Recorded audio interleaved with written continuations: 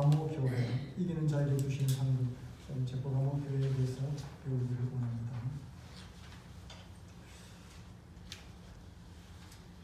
계시록에 나오는 일곱 교회는 전 세대를 걸쳐서 우리 교회들을 대표하는 교회다, 이렇게 말씀을 우리가 깨닫게 됩니다.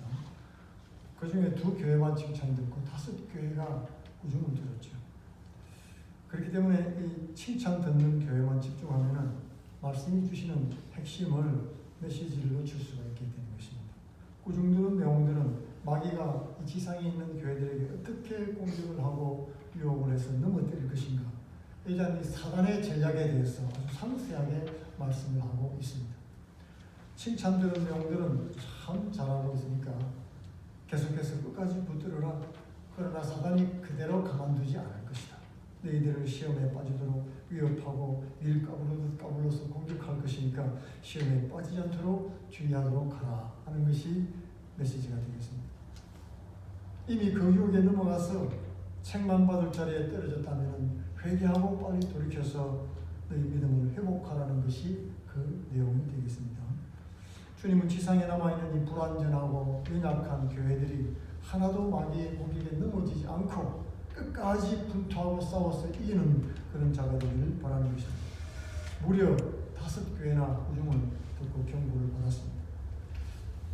그것은 바로 많은 교회들이 빠지는 이 시험과 유혹을 핑계를 삼아서 동일한 시험에 빠지지 않도록 잘 대처해서 싸워서 이기라는 것이죠.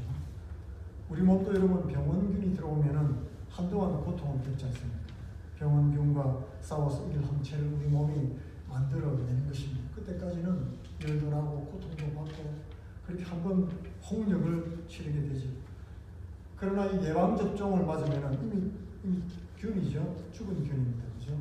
그 같은 성격을 가지고 있는 균을 우리 몸에 넣어 경험하게 해가지고 균에 대한 항체를 만들어서 내성을 기르게 하는 그런 과정이죠. 그러므로 우리는 병원균을 미리 경험을 하게 되면은 그것이 우리 안에 들어왔을 때 즉시 막아낼 수 있게 되는 것입니다. 교회들이 하나하나 따로 단독으로 떨어져 있는 것이 아니라 7교회를 하나로 봐야 되는 것입니다.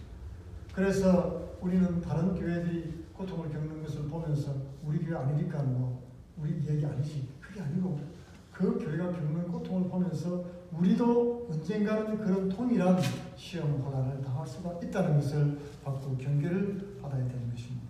이렇게 이미 우리가 한번 경험을 한 우리 형제 자매들이 경험한 것을 내 경험으로 삼는 것이 예방접종 맞는 거예요. 어떤 것은 한 번만 맞아도 항체가 생겨서 다시는 그 병에 안 걸리는 것도 있죠. 홍역 같은 경우는. 근데 폴리오 같은 경우는 3번을 맞아야 됩니다. 평생에 3번 정도를 맞아서 반복해야 되는 것도 있습니다. 독감은 매년 맞아야 됩니다. 그죠? 종류별로 또 맞아야 돼요. 건강할 때는 예방주사도 필요가 없습니다. 병균을 이겨내지만 연약한 어르신, 연약한 아이들은 위험한 것이죠. 우리가 영적인 세계도 마찬가지인 것입니다. 영적인 세계도 강한 사람이 있고 영적으로 강건한, 가만히 두어도 혼자서 기도하고 하나님 앞에 말씀 읽고 묵상하면서 적용하고 완전히 싸워나가서 말씀대로 살아가는 사람이 있는가 하면 그렇지 못한 성도들이 있을 수가 있죠. 다 다른 환경 속에 있는 것입니다. 그렇기 때문에 이 희생되기가 쉽습니다. 세상에 빠져서 세상 유혹에 또는 세상 교훈에 끌려서 신앙을 잃어버리기가 쉬운 것이죠.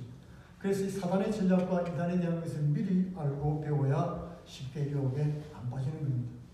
말씀에 단단히 뿌리를 내리고 있을 때 세상의 어떤 논리나 유혹도 쉽게 넘어뜨릴 수가 없게 되는 것입니다. 꾸중과 책망은 바로 경계의 목적이죠. 야단을 치는 것이 아니고 경계를 해주기 위해서 주님께서 주신 것이라는 것입니다. 고린도전서 10장 11절에는 저희에게 당한 이런 일이 거울이 되고 또한 말세를 만난 우리의 경계로 기록하였느니라. 우리에게 말씀을 주신 것은 말세를 살아가는 저와 여러분의 신앙생활을 위해서 경계로 기록해 주셨다. 그렇게 말씀해 주십니다. 그러므로 우리는 7교회를 통해서 자신을 돌아봐야 되는 것입니다. 먼저 오늘 12절을 통해서 버가모 교회를 한번 보기를 원하는데요. 버가모 교회 사자에게 편지하기를 좌우에 날성금을 가진 이가 가라사대, 그렇게 예수님을 묘사하고 있습니다. 날성금하실 좌우, 앞뒤로 날성금, 앞으로 쳐도 뒤로 쳐도 나를 힘을 발휘하는 그런 아주 무서운 파괴력을 가진 금입니다. 요즘에는 총도 있고 대포도 있지만 옛날에는 이 금이 바로 살상 무기였죠. 가장 무서운 무기 중에 하나였습니다. 금은 당시 사람들에게는 전쟁의 상징입니다. 또 권위와 심판의 상징이죠. 왕이 이렇게 장군이 차고 있는 것이죠. 권위의 상징이요, 또 심판하는 힘의 상징이었습니다. 그들로 적을 치고 아군을 보호했습니다. 당시 로마 총독은 생사의 탈권을 가진 막강한 권력의 소유자였습니다. 심판권을 소유하고 있었어요. 그래서 총독을 가리켜서 금의 법 그랬습니다. 금을 차고 있었습니다. 예수님은 버가모 교회에게 보내는 편지에서 진정한 이 땅에서 권위와 심판은 누구에게 있는가를 보여주십니다. 예수님이 진정한 권위와 심판권을 가지고 계신다는 것을 나타내 주시는 것이죠. 이 세상의 주권자들이 아니고 우리 주님께서 통치하신다 하는 것을 먼저 보여주신 것입니다. 그러면 왜 그런 모습을 버가모 교회 예수님께서 보여주셨는가가 13절에 나와 있죠. 내가 어디 사는지를 내가 아노니 거기는 사단의 위가 있는 데가 되라. 내가 내 이름을 굳게 잡아서 내 충성된 주인 안디바가 너희 가운데 곧 사단에 가는 곳에서 죽임당할 때에도 나를 믿는 믿음을 저버리지 아니하였도다. 이 버가모 교회는 안디바라고 하는 순교자가 나왔을 정도로 로마의 핍박을 심하게 받고 있었습니다. 당시 버가모 교회는 로마의 권세 앞에서 두려워서 벌벌 떨고 있었습니다. 그래서 예수님은 진정한 권세와 심판은 우리 주님 것이라는 것을 먼저 확인시키면서 편지를 여는 것입니다. 주님은 버가모를 사단의 위가 있는 도시라고 말씀했습니다. 사단의 위는 왕이 그저 왕좌를 말하는 거예요. 사탄의 왕이 앉아있는 곳이다. 그렇게 표현했습니다. 버가모는 아시아도의 수도였죠. 행정 수도고 그리고 가장 오래된 신전인 아우구스투스 신전도 있었고 황제의 신전이 3개나 있었습니다. 그리고 제우스 신전도 있었고 아테네 신전, 디오니소스 신전, 바스클레피오스 신전 같은 그런 신들을 섬기는 신전이 또 4개나 있었습니다. 그야말로 우상천지입니다. 그래서 예수님은 버가모를 가리켜서 사단의 위가 있는 데다 그렇게 표현을 했던 것입니다. 당연히 그곳에는 우상 숭배와 황제 숭배가 강요됐죠. 안 하면 안 됩니다. 그러나 버가모에게는 그런 외부적인 핍박을 온전히 견뎌내었습니다. 황제 숭배도 아니고 이런 자신들도 숭배하지 않고 하나님만 예배하는 그런 성도의 칭찬을 들었던 것이죠. 그들 중에 예수 그리스도 이름을 굳게 잡아서 죽임을 당하면서 믿음을 지킨 안디바라는 그런 순교자가 나왔습니다. 성경에 딱 한 군데에 나오기 때문에 이 사람에 대해서는 잘 알려진 것이 없는데요. 역사적으로도 이 버가모교회 순교자 명단에 이 사람이 없어요. 안디바라는 사람이. 그래서 아마 다른 도시에서 와서 온 사람이 아닌가 그렇게도 이제 추측을 하고 있는데요. 역사적으로는 사람의 기록이 안 남아 있습니다. 교회적으로도 그 사람은 별로 중요하게 취급하지 않았습니다. 그런데 중요한 것은 예수님이 그 사람을 아신다는 것입니다. 그 안디바라는 이름을 예수님이 아시고 지금 언급을 하고 계신 거예요. 예수 믿는 것 때문에 죽기까지 했는데 교회는 별로 관심이 없습니다. 예수 믿는 것 때문에 고난당하고 어려움 겪고 해도 우리는 모를 수가 있습니다. 그렇죠. 누가 가서 이렇게 막 얘기 안 하면 모르죠. 고통당하고 심한 그런 좌절과 절망 가운데 당할 때도 있습니다. 근데 사람들은 예수를 믿으면은 잘 되고 출세하고 유명해지고 막 그런 것 쪽으로 생각을 많이 하고 그걸 복이라고 생각을 하죠. 그걸 좋은 것으로 생각을 합니다. 또 그렇게 되기를 또 바라기도 하고. 그러나 성경이 말하고 있는 사실과는 좀 많이 다른 것입니다. 이 세상에서는 유력한 사람이 되기는 중심적인 인물이 되고 또 지도자는 선생 자리에 서는 것을 좋게 생각을 합니다. 두각을 나타내기를 원하죠. 그런데 예수님은 전혀 엉뚱한 말씀을 하시는 것입니다. 마태복음 23장 8절에는 너희는 사람들에게 랍비라 선생이라 부름을 받지 말라. 선생은 하나요 너희는 다 형제니라. 세상의 주권 자들은 너희를 임의로 부르지만 너희는 그러지 말고 섬기는 자가 되어라. 요한복음 13장 14절에는 내가 너희 주요 선생으로 너희 발을 씻겼으니 너희도 서로 발을 씻어 주어라. 발을 씻는 것은 그 당시 관행이었습니다. 종만 주인의 발을 씻을 수 있었습니다. 종만 주인의 발을 씻는 거예요. 종이 되라는 말입니다. 서로 종이 되어라. 사람들이 예수님 오시기 전에 세례 요한을 많이 따랐죠. 온 이스라엘이 세례 요한을 하나님의 선지자라고 믿었습니다. 예수님은 세례 요한을 이때까지 지상에 존재했던 가장 위대한 선지자라고 말씀하셨죠. 그 다음에 뭐라고 말씀했습니까? 천국에서는 작은 소자 하나가 이 세례 요한보다 크니라. 우리 모두가 세례 요한처럼 큰 사람이 되고 유명한 위인이 되어야 된다고 생각하고 또 그런 사람 따르고 배우기를 원하지요. 그리스도 안에서 진짜 큰 사람은 작은 소자라고 예수님께서 말씀을 하는 것입니다. 작은 소자란 말은 어린아이란 말도 되지만은 예수님을 따르는 제자들 어린아이 또는 작은 소자 그렇게 예수님께서 직접 부르셨어요. 자기 제자들 그렇게 불렀다는 것입니다. 예수 믿는 이름 없는 제자가 이 세상에서 높임받고 유력한 사람보다 천국에서는 더 크다 하는 것을 말씀해 주셨습니다. 예수 믿는 사람들은 예수님처럼 살겠다고 결심한 사람들이죠. 예수 믿는다는 것은 예수님을 따라 살겠다는 것입니다. 그런데 예수님은 어떻게 살다 가셨습니까, 여러분? 그냥 화려한 정치적인, 경제적인 메시아로 사셨습니까?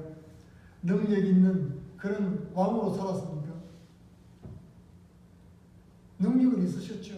권능도 있으셨고 병자를 일으키고 보리떡 5개 물고기 2마리로 2만 명이나 된 사람을 먹이시고 12광줄이 남고 모든 병을 다 몰아내시고 천국 복음을 전해주신 능력 있는 죽은 자도 살리는 권능 있는 그런 분이셨습니다.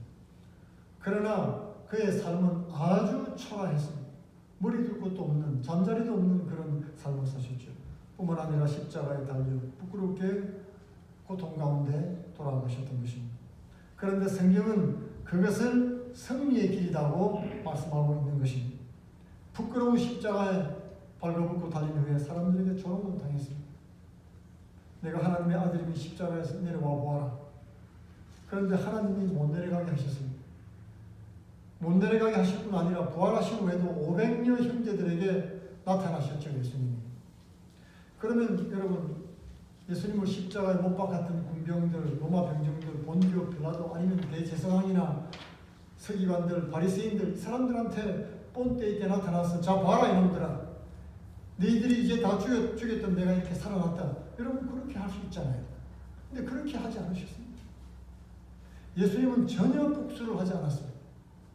그리고 예수 믿는 우리에게도 복수할 기회를 전혀 주시지 않습니다. 기독교는 역설인 것입니다.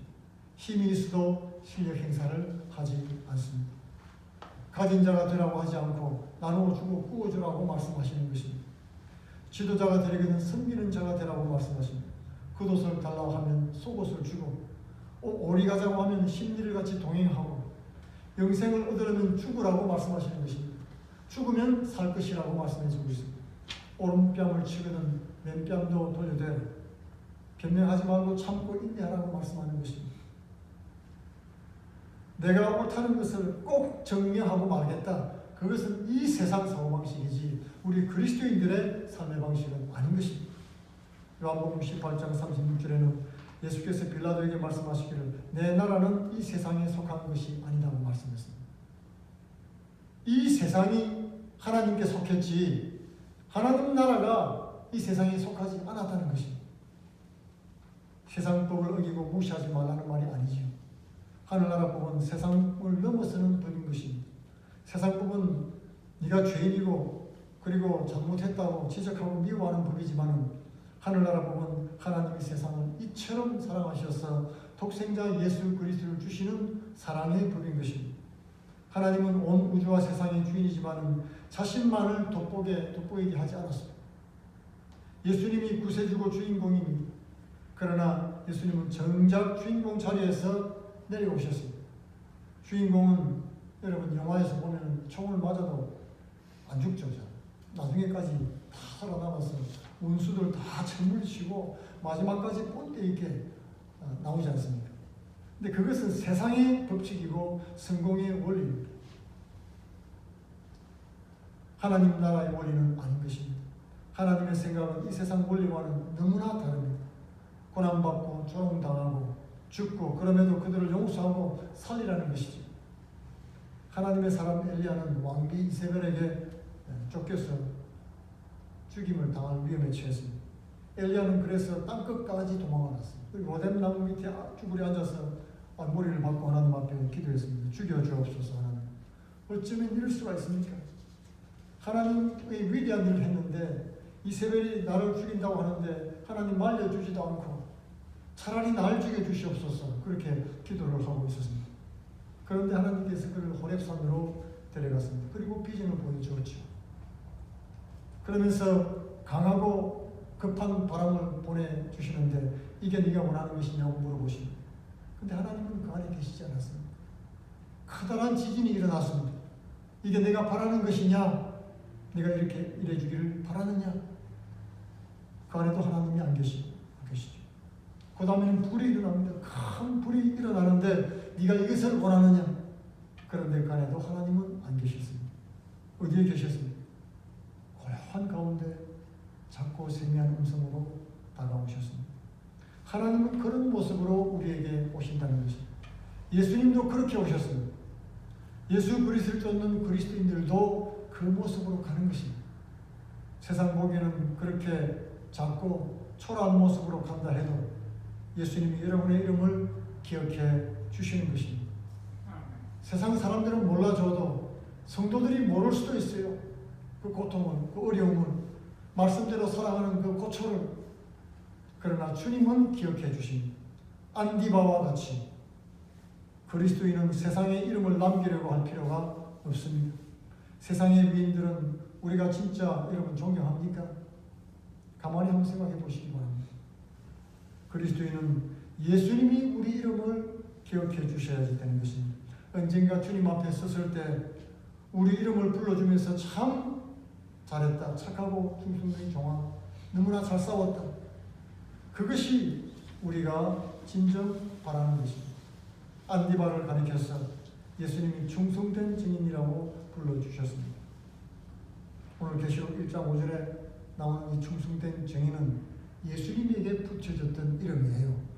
예수님에게 붙여졌던 마트라고 하죠. 선교자. 예수님이 그렇게 살다가 선교하셨죠. 안디바도 똑같이 하나님께서 충성된 종 마트, 선교자라고 불러줬던 것입니다. 우리는 직접 우리 생명이 끊어지지 않아도 이 땅 가운데 살면서 선교하듯이 살아갈 수 있습니다. 그냥 수월하게 살아가면 고난이 없죠. 예수님 말씀대로 여러분 말씀대로 한번 살려고 한번 결정을 한번 해보십시오. 그날로 여러분 지옥이 따로 없습니다. 얼마나 힘든지 모릅니다. 사람들이 안 보는데도 힘들어요. 여러분 말씀대로 살려고 하면. 말씀대로 순종하고 성경이 가르쳐 주시는 대로 그대로 순종하고 한번 살려고 결단을 내려보십시오. 순교가 따로 없습니다. 그리스도인들은 그렇게 예수님께서 사신 대로 따라 살아가는 것입니다. 버가모 교회가 이렇게 중찬을 드렸죠. 사단의 위가 있는 그 잔혹한 상황 속에서도 목숨이 끊어질지라도 하나님이 내 눈앞에 보이지 않을지라도 나는 믿음을 지키겠습니다. 그렇게 할 때 하나님이 우리를 알아주시는 것입니다. 버가모 교회 성도들은 또 책망을 들었지만 오늘은 시간이 짧기 때문에 칭찬드린 내용에 대해서만 마치기를 원합니다. 하나님께서 우리를 무엇을 기뻐하시는지를 기억하시고 하나님의 칭찬을 기억하고 충성된 종이 되시기를 축원드리겠습니다. 기도하겠습니다. 고마우신 아버지 감사합니다.